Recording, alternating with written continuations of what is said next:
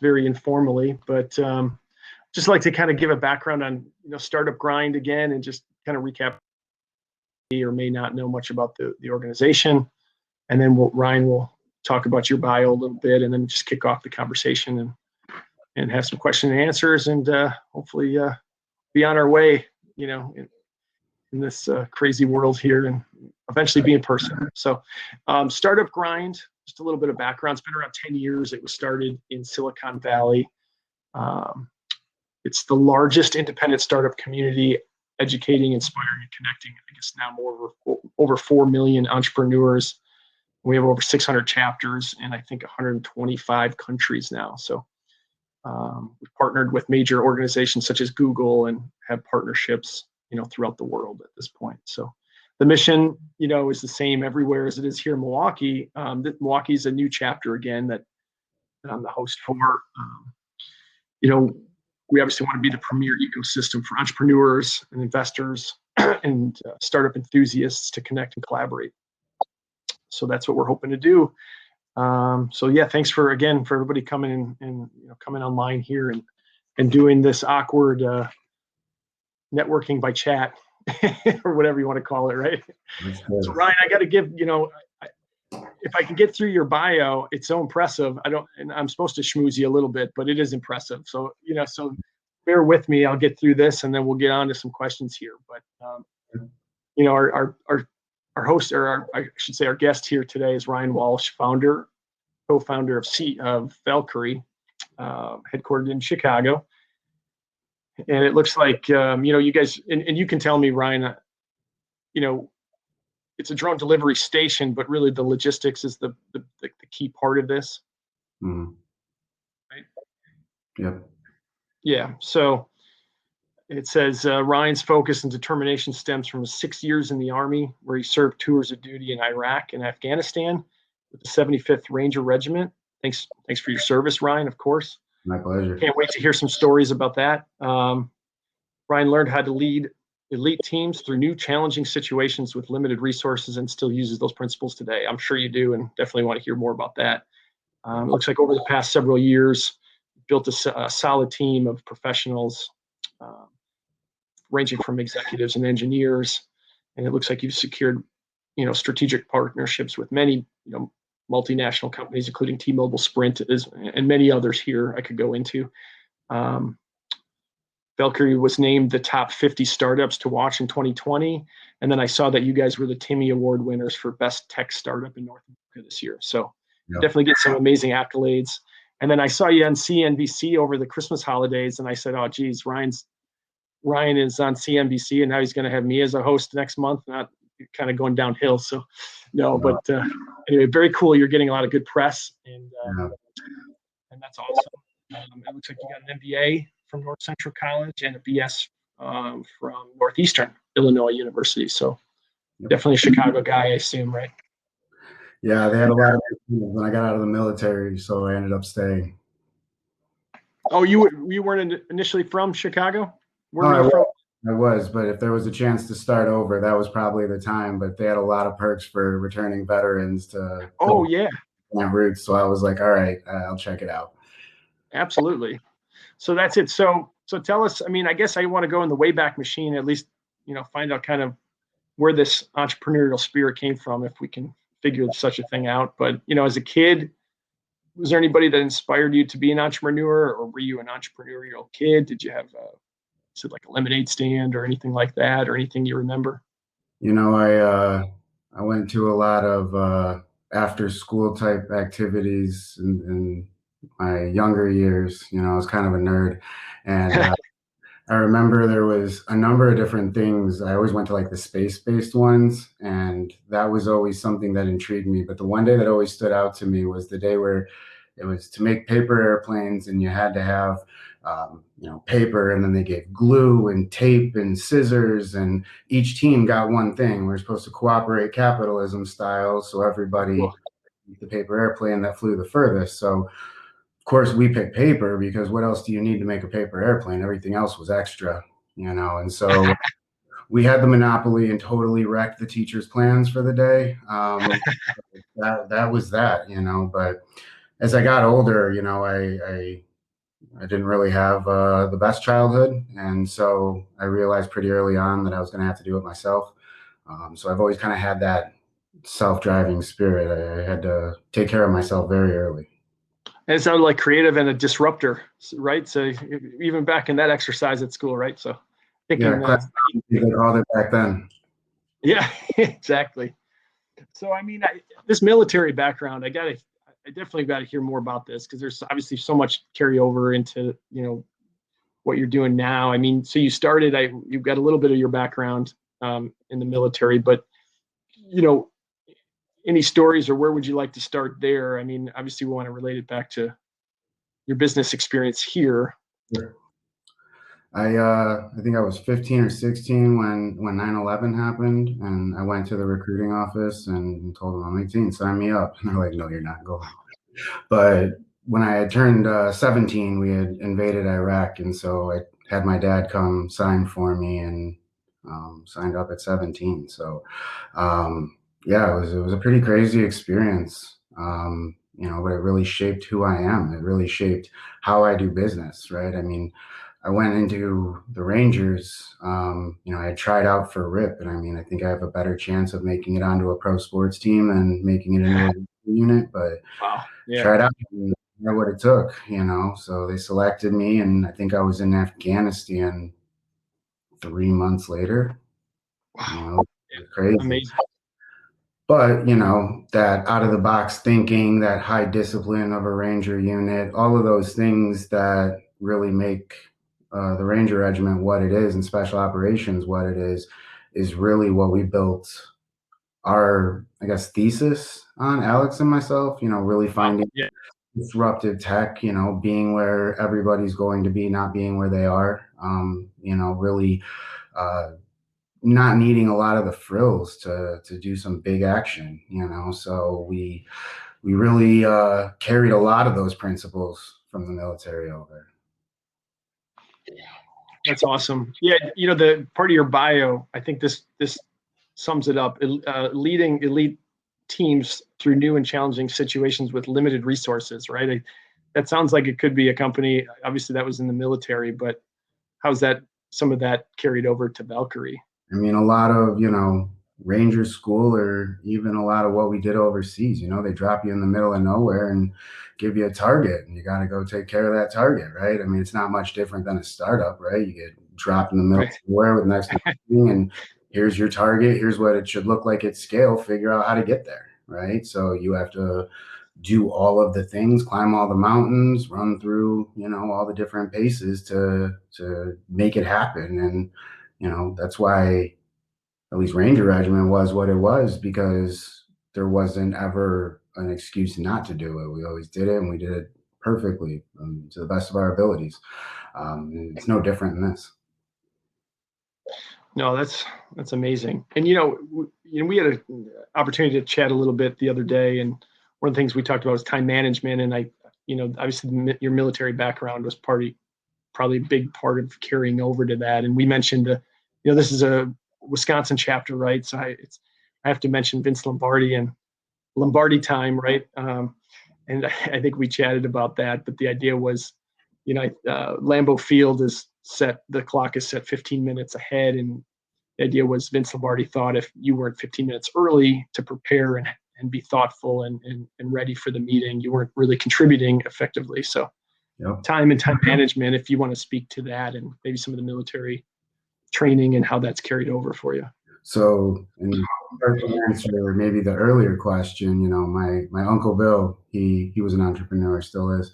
And I always looked up to him, and he was a big fan of Vince Lombardi. I think he got a lot of from some of the better coaches. And so, getting that instilled in me was pretty critical, but getting it through the military, I mean, they reinforce it and make sure it's deep in your bones. You don't take too well to screwing up after the military. So, I would say it's very parallel to Lombardi. Yeah, amazing. So, gosh, we could probably spend just an hour talking about your background in military, but I feel like I need to ask a few more questions, but we'll probably come back to that. What's that? Whatever you want to ask about.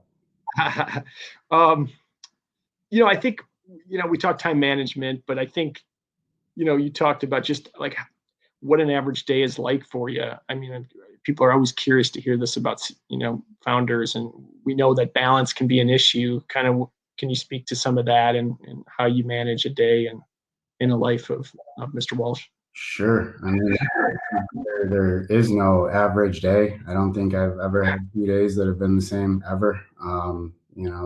Everything is dynamic, and I thought we would somewhat grow out of that as we got bigger and bigger. We weren't a garage startup. We finally had an office, then we had a couple of employees, and as we grew, I thought we would outgrow that. But as much as my team, they have a bit of structure, not a ton. I mean, they're running around a lot of too, but my days are still just the same. It's talking to different people. Maybe some days I have an hour and I have to put something together for a partner, and then next thing you know, I'm talking to government people. It's different people everywhere, right? Or maybe I'm vetting a technology. But the beauty of what Valqari's provided is I get to do that with people all around the world and really get a global perspective, which sometimes really screws the day up because I'm on the phone very early with Europe and very late with Australia and China, and those tend to be really long days. But it ends up working out, and I don't think I could sit in a cubicle. I don't think I could do the same thing every day. So there is no two same days. And I know, just from a little bit of background, I had, working in like a multinational environment and having to get up and for a meeting at 3 a.m. or 2, and I had to do that for a European meeting and that kind of thing. Well, what's your, I mean, as far as sleep, how do you manage that? I think that the best gift I got from Ranger School. I can go a real long time without food or sleep, and that's never left me since then. So it's probably one of my superpowers for entrepreneuring. I wouldn't give it back.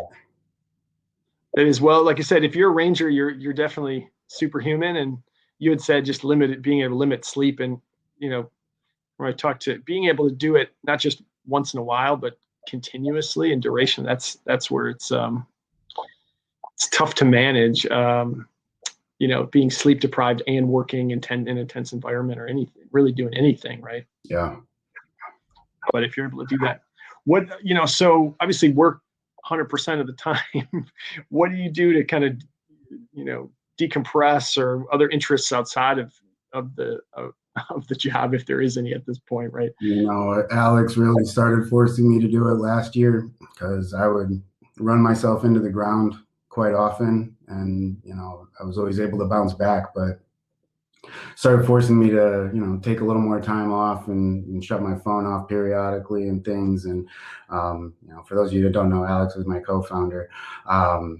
But I started getting into things that I got into out of the military. When I had gotten out, they kind of warned me about going from 100 miles an hour to a freshman in college. And so, they said, you're going to want to find some hobbies that you have fun doing. And so I taught myself how to paint back then, play the piano. So those have kind of stuck with me through the years, and I still enjoy doing them when I get time off. I really spend a lot of time catching up on just where the world is. Having that situational awareness of the financial markets, the tech companies, the giants in my industries, just kind of the general consensus, especially with how much things are changing moment to moment right now. So I spend a lot of time keeping up on the world. And I have started getting into a sneaker collection habit that I'm not very proud of. That's cool. Not a good time of year to be wearing expensive sneakers, by the way. No, it isn't. It definitely isn't. Well, I want to bring those out until probably April, right? Yeah, I've got a few of them that can withstand, so I usually rotate through those. So I think we want to dig into a little bit of Valqari too, but if you want to maybe walk me through some of the, so obviously after the military, you went to school, and you had a small business background as well. Any of those businesses worth chatting about? I know we talked about one or two maybe. Sure. And that experience and how that relates. Yeah, first company I started when I was 23, just about to turn 24. It was a tattoo shop. Oh yeah. It was back when tattoos were still kind of taboo, but I love them. I love getting tattooed. And so, it seemed that there was a big vacuum for, I guess, almost a high-end studio environment for tattoos. So, one of my buddies that I was in the National Guard with, 'cause I did about a year and a half in the National Guard, and he was opening this tattoo shop. So we partnered together on that, and still running today. It's doing great. We have a lot of phenomenal artists, many of whom have won huge awards, national awards, been on TV, and Wow. it really taught me how to engage with people on, I don't want to say, not a rational level, but more of an emotional level. Artists tend to be much more emotionally thinking, and tend to lead more with their emotions. And so it was very different than the military. And it really taught me a lot of, you hear about EQ a lot these days, and people's Yep. Yes. I think that experience really taught that to me, because you break your artist ego, and next thing you know, you don't have an artist, right? I mean, that directly affects your bottom line. So it was very important to be able to engage with them in a way that, was productive for both of us, and we grew to just about 30 artists. So, I mean, it's doing well. That's amazing. And yeah, I mean, I made the joke, but there's a business where planning and execution is key, because you don't really get, I mean, I guess you can make mistakes, but it's not ideal, right? You got to really, and listening to your client, right? I mean, so if their vision is different than your execution, wow, pretty bad, Yeah. bad outcome, right? Yeah, and the results, I mean, like you said, they're not easy to undo. I mean, they're definitely permanent without a lot of, issues like cover-ups or lasers and things like that. So that attention to detail was something we really pushed with our artists very early. And it's crazy how things connect like that. I would have never thought that the lessons from the military would have helped me in running that first company, but everything just kind of carried like that. One example that always stuck with me was actually my first day of college. I think I was out of the military like 5 weeks, and I was in theater class. It was my first class of my first day of college. And I'm sitting there going like, why do I have to take this? It's a, gen ed, and what am I going to learn from this? And they were talking about all the different theaters throughout history, and types of doing events like that. And they were talking about the Japanese kabuki theaters, and how they would dress, in all black, and hide behind curtains, and hide behind set design, and almost become part of the environment. So they were able to move the sets without having the audience see them. And I was like, these are the exact same lessons that sniper teams use. Oh, wow. It just dawned on me, like, everything is really much more connected than we give it credit for. So I've learned to pay attention to those lessons. So some of those lessons you speak to, I mean, I think that's the question, like advice to the young entrepreneur, getting started. What are those mistakes to avoid, if any, that come to mind, or some of your life lessons? I mean, you've talked about a few here already, of course. I mean, small business is great. I love my small businesses, but they're not scalable. I mean, they are very limited if they're locality based. And learning that each step in a small business tends to be linear as opposed to exponential. That was something that I really took away from it, but they also are great at, sustained operations, much more so, right? That's really important, and it shouldn't be overlooked that, going all in on a startup, if you don't have a good base, whether it's knowledge or financial or whatever it may be, it's a very risky play. So it has to be a very calculated risk. I see too many guys follow trends, and they'll hear buzzwords, and they'll go after something, and they'll be late stage. But I mean, it's bloody in the late stages of the industry. So, we were starting to see that as, some of our other businesses, competition would increase over time. And Alex and I had learned you need to go after something you can protect. You need to go after something. It's like laying an ambush, right? You don't lay it where the enemy is. You lay it where they're going to be. You find a choke point and you lay an ambush. And so we did the same thing. We went after hardware, which hardware is next to impossible to scale sometimes. I mean, it's just a whole different animal than software. But it's protectable. I mean, it's something you can get a patent on. You can't patent software. You're always competing, and there will always be somebody biting at your tail. So, having patents is not something that should be overlooked. And it takes a lot of knowledge of your industry, your invention, the patent system. I mean, all of it. But I mean, it's invaluable to be able to know the tools at your disposal. A lot of new entrepreneurs come out and, they shouldn't, they have a good idea and they'll forget to copyright or trademark their logo, right? Or they'll forget to, go after the foundations, and they want to put it all into a pitch deck, right? You have to be able to see the idea through. You have to be able to see it to market, to your customer, through the ups and downs, and protect it along the way. So it's a very calculated gamble going into a startup. Absolutely. You mentioned scaling and you briefly mentioned financing, but financing challenges, of course, and when to take, when to take and when not, and how much, and it obviously there's a lot of factors. You speak to that if you can. Sure. And, we had our ups and downs with raising capital. I mean, I was going into people's offices, especially in the early days, 2015 to 2017, and multiple times I got laughed out of the office, like not even an exaggeration, not being hyperbolic. Literally, people said we were crazy.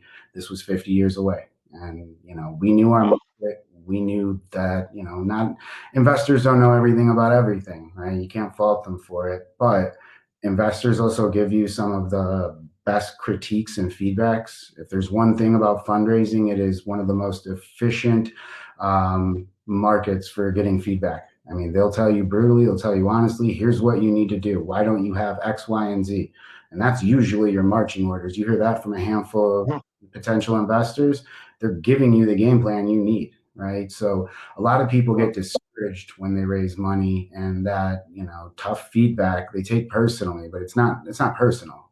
It's guidance more than anything. If you can get over your own ego, it's the best thing you can do is just pitch investors. But yeah, taking too much money too early on, especially in the drone industry, drones were and still are to a lot of extent nascent, right? The market hasn't even really opened in a lot of ways. And so companies that took too much capital on too early did the classic, raise as much as you can, as fast as you can, Silicon Valley style. A lot of their founders aren't with the company, or they're down at a, point maybe. I mean, that's happened to a number of companies I know. And it's just because you take on that much money that quick, you tend to get pretty diluted. And so being able to do something as bootstrapped as long as you can with as few resources as possible, which in hardware is very, very hard, especially when you're dealing with patents. They're very expensive. But that really keeps you from having those predatory investors, or, almost too tough VCs, or, any of the people that really you hear the horror stories about, so you have to be very careful. But in those early days, anybody that's writing you a check is great, right? So yeah, vet them in a lot of ways. Yeah. So the financing, that's, we hear this so much. Everybody wants to just get the big check, but that's kind of, a lot of times when the real struggle starts, right? Now you got other decision makers involved that are, they're going to want their money. Yeah. So to your point, the bootstrapping, but a piece of this is talent and headcount too, right? And so I know that is a challenge. Especially a startup like yourself. How do you, how are you balancing that, bringing on people, and the balance with financing? It's difficult. It's definitely difficult. When we were first starting, I brought a few early employees on, and there was a difference of opinion, on me and couple of them, right? They wanted to do contract manufacturing. They wanted to outsource quite a bit because we were tight on funds, and I was really adamant about bringing a technical team on. And um, just to your point, talent and headcount are almost everything. Even in those days, even as undeveloped as the market was, we've been working on this since 2013.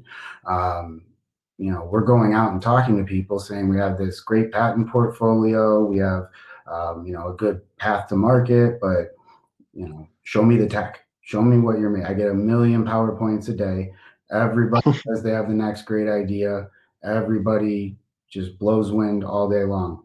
Show me the tech, right? So Right. we really had to, change up. I mean, we had to let some of those early employees go. It wasn't a great situation for either of us, and we had to find the people that saw the vision and saw how to grow this company.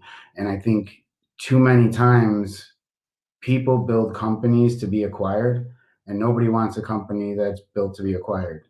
You want a company that's built to be a business. And too much of that early advice was, oh, position yourself like this, and surely, an Amazon will come around and gobble you up, right? But those days came and went, and Seems easy on paper, right? it seems very easy on paper. What they don't tell you is you'll get a meeting with the big guys. They're going to try and take your ideas, right? They're going to wait and only buy you when you have no last leg to stand on. They don't come at you if you're, um, you know, just slowly building. You either have to be a big enough thorn in their side to where they have to buy you, or you're so cheap that they have to convince themselves not to, right? But we decided to build a business. That was the most critical thing, was hiring that team, hiring those people, because all of the apps, all of these, quick turnaround companies, none of them ever got acquired, and none of them really survived past that initial plan. Right. Yeah.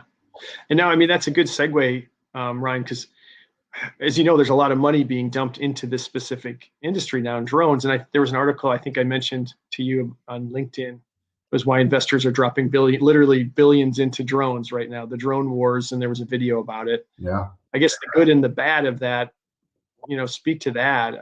What challenges are you seeing going forward?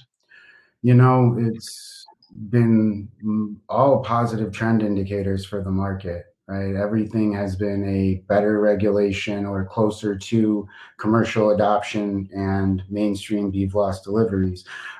You have to look at where these regulatory bodies are, and they get a lot of criticism for being super slow, but it's worked out to our advantage. It's time that we can manage to further develop, to further enhance the tech, and make sure that it's exactly what we need it to be when there's thousands of drones flying out in the air, right? And this is not, a novelty. It's not a toy. If a drone hurts somebody, I mean, it's going to do damage. They're large machines with spinning blades, right? They can't be treated like, oh, hey, just scale it quickly like an app, right? I mean, thousands of hours of testing that go into these things, and making sure that everybody at all times is safe, because how can we scale it if we're not scaling a safe technology? So I don't necessarily see it as a bad thing, and it's weeded out a lot of those early companies that raised a lot of big money. They're either working with legacy systems before the market's even opened, which in itself should tell you something, or they didn't make it. I mean, there was one company that raised 107 or 117 million dollars and lasted 2 years because the product line just couldn't be supported with no sales. And so, we're seeing a very somewhat volatile market, but it has to be taken into consideration that, again, drones are as much hardware as they are software. You're not going to see the same adoption curves. You're not going to see the same development timelines that, maybe people got used to in the late 2000s and the last decade, right? I mean, an app is very easy to bring to market. Hardware is not, and aviation is definitely not, right? Mm-hmm. Right. You're seeing the savvy money's in it for the long game, and the short money sees, the ups and downs day to day. I mean, it's just the way it is. No, that's great. So as a as a Chicago headquartered company, looking to maybe expand here north into the north border, across the border, so to speak, into Wisconsin. I guess why Milwaukee, why Wisconsin as a potential place for you guys? It goes back to why I stayed in Chicago after the military. There's a lot of things happening around Chicago, and compared to, I guess, some of the medium-sized cities, you don't see that. And what you end up getting with Milwaukee being so close is you get a much more advantageous tax structure. You get a much more advantageous environment for businesses to thrive in a lot of ways. But you still get access to all of that commerce, all of the connections, all of the people in Chicago. So it's definitely why we're considering it for a number of operations in the future. Absolutely. I have to plug my city, Ryan, so bear with me. But yeah, I mean, downtown Milwaukee to O'Hare is an hour and 15 minutes, so that's people forget that. And, the Amtrak is an hour and 15 minutes, hour and 20, door to door. As you know, the Naperville train to downtown is about the same. So, there's logistics. It's funny that Milwaukee sort of, probably to its own detriment, is maybe tried to keep too big of a distance to its big brother down south. But yeah, there's just a lot of positives, and we see a lot of carryover in businesses that have satellite offices in Milwaukee and benefit from that. And there's talent here, and it's still a big city, and there's a lot to offer. So yeah, I was kind of, we were excited to have you, obviously, with that connection, and of course, looking to expand here. So yeah, we talked about Elon Musk, and of course, what good entrepreneurial conversation wouldn't involve Elon Musk these days, maybe. But seeing some of his interviews recently, there's a couple interesting questions that came up, and if I can kind of prep you with those and kind of just get your insights, I thought that would be kind of fun. He was asked recently on a call, if you had unlimited time and money, where would you see opportunity, outside of where you're an expert? In other words, not in drones. Is there another interest or an area that you would think there's an opportunity if you had, another Ryan to go 20 hours a day? There's opportunities everywhere, especially in this kind of bull run we're seeing right now. You're seeing people making fortunes and everything from, stocks to crypto to everything else, as, the world's kind of embracing this new way of doing things, and the uncertainty of not really knowing what the right path is, and people have more time on their hands, right? So there's opportunities everywhere right now. But I think I'd be doing the exact same thing. I'd be entrepreneuring, and I love drones. I spend my time on drones until I find somebody better at my job than me. I'm going to keep doing my job. But, I don't think I'll ever stop looking for a way to disrupt, or, a way to invest smartly, or, just kind of that whole entrepreneurial spirit. I kind of feel like I'm caged if I don't do it. That's cool. That's a common, from my time with entrepreneurs like yourself, that comes up time and time again. They don't care what time, they'd find something else, find a new passion, move on, and grind away, right?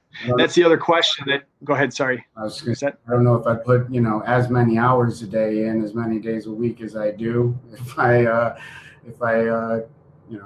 totally retire, but, I didn't need to do Valqari. I mean, Alex and my small businesses still are doing well, right? I mean, we don't need this to pay our bills, so we're able to play the long game with it, which in my opinion is one of the best things an entrepreneur can do, is bootstrap as long as possible. I can't reiterate that, but, it's a love, it's a passion. It's not about the money. I mean, I don't take the salary, Right. It's definitely the rush, the game, right?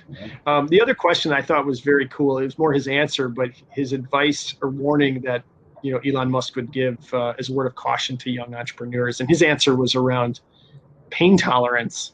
And that was kind of an interest. His responses are usually interesting, but you want to speak to that, just the caution to entrepreneurs and what they probably don't. I think you touched on a lot of this already, but.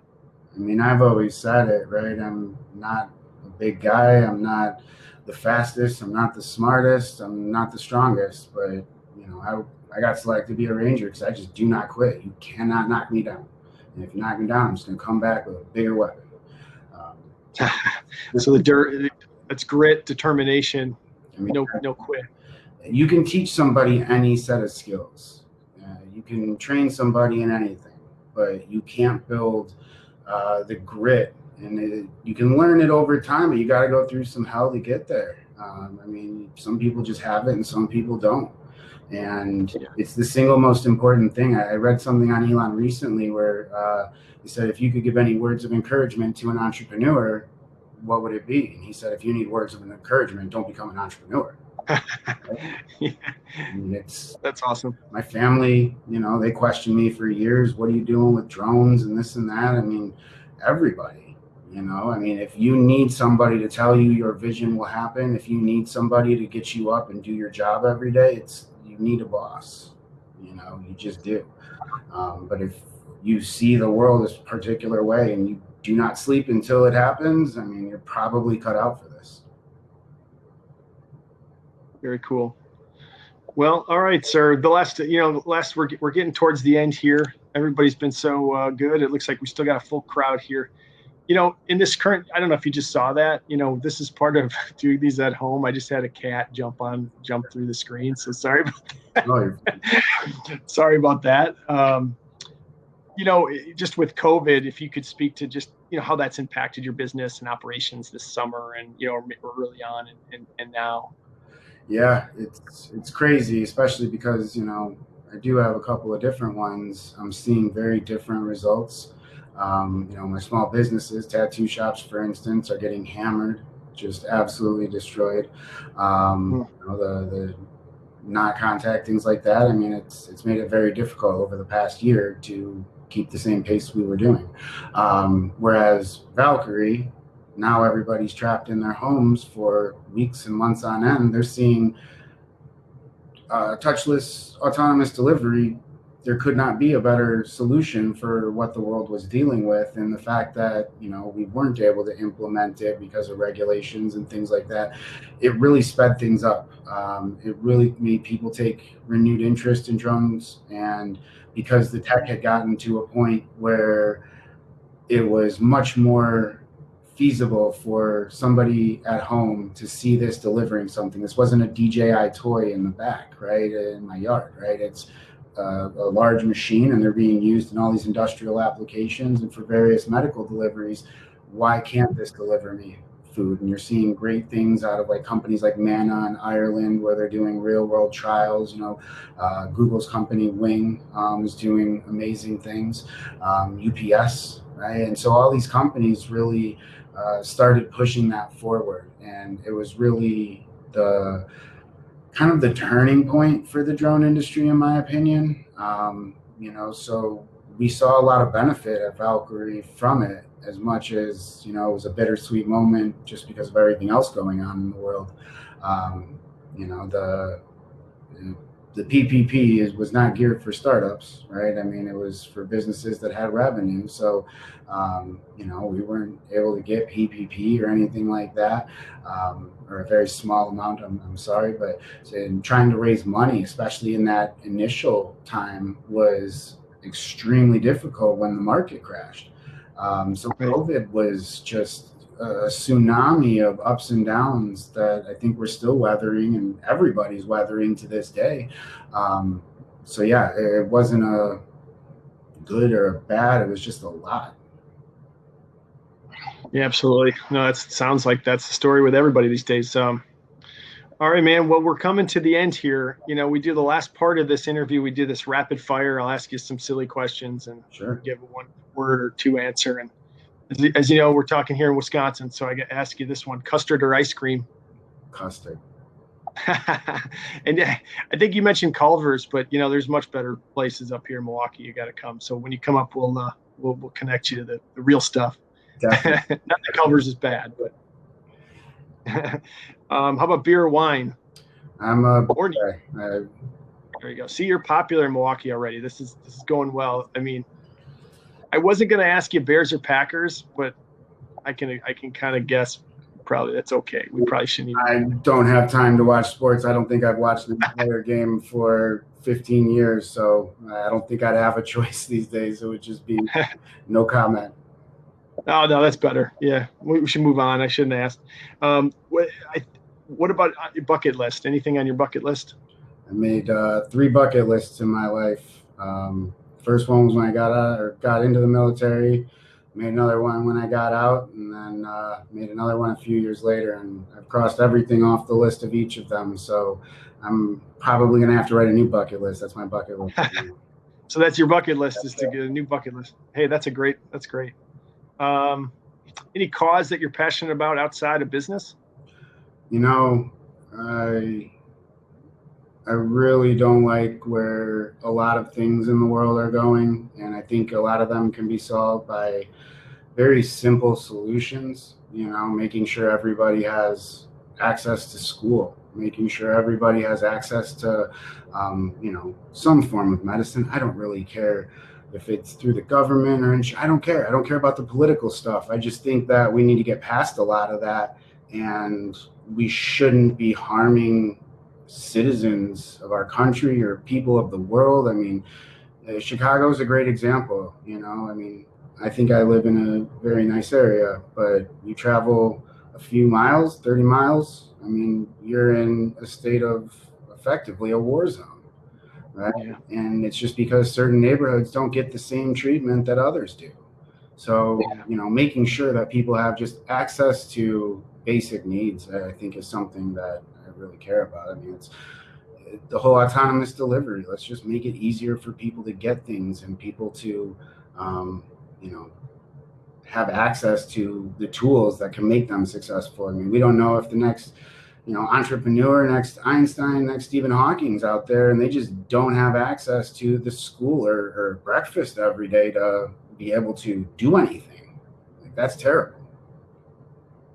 No, you're absolutely right. And yeah, we try to do that with Startup Grind in the cities too, right? We're trying to connect and help those entrepreneurs connect to others. But well, good, man. Well, I think that's a great wrap up. I mean, unless I missed anything, but I just wanted to thank you so much, Ryan. You've been awesome, and been fun chatting with you, and I hope everybody else enjoyed it. I'll see if there's any questions here, and we'll, I'll see. I'm going to look here in the chat box. This is a terrible way to do this. Normally we'd be, again, having a beer or something and chat with everybody, but we're getting through it the best we can. I don't see anything specifically, but I just wanted to say, yeah, I think by summer, we'll have an event or two, and hopefully Ryan, either, hey, maybe when you guys have a new facility or something, you guys could host, or, we'll invite you to some of the workshops. We're going to do a workshop or two this summer. We talked about something HR related for startups. We talked about a legal workshop for startups. So anyway, we're going to have a good agenda as we go forward, and hopefully get back to a normal or new normal. Yeah, absolutely. It's been an honor. I think you actually do have a question that just popped into the chat, though. You see one? Has it been a challenge to structure sales agreements given how long the delivery of drones could be given regulations, hardware, et cetera? That's a good question. Yeah. There's definitely issues when you're dealing with somewhat of a nascent market, and, especially in the early days, we were going through CDL, and they kept saying, go get customers. That's the next part of your growth. And it was difficult. It was quite difficult, right? I mean, figuring out who the right person was and knowing how to engage with them. So, the worst thing you can do, because everybody thinks like, oh, just go charge the customer a bunch of money.